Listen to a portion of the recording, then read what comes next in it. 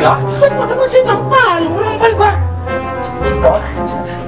Chito, okay ka lang?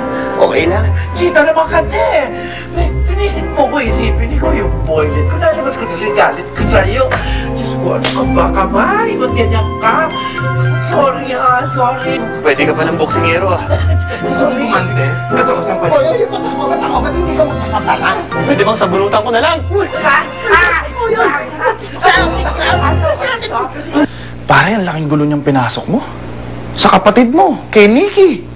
Sinabi mong jowa mo si Tonet. Pare, pag nalaman ng airpot mo yan, seryoso.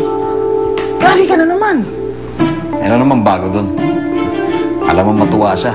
Expected ko na naman sasabihin niya you're such a great disappointment.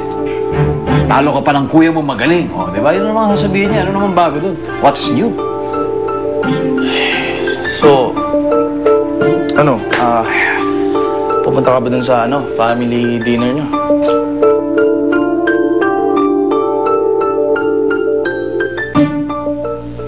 Nag-away na naman kayo ng bakla na yan. Alam mo, dahil nyo pa mag-jowa pare, madalas kayo mag-LQ.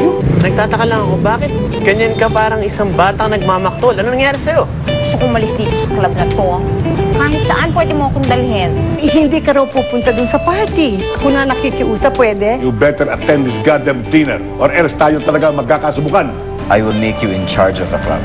In case na may emergency or whatsoever, dito mo ako mapupuntahan sa address na to. Kung sakali may emergency lang, okay? Because it's a private family gathering that can't be disturbed. Sabi ni Sir Kenneth, mag-perform ka daw dyan. Tonight, kasama ng grupo mo. Gusto niya raw kasing masurpresa ang mga kasama niya dyan.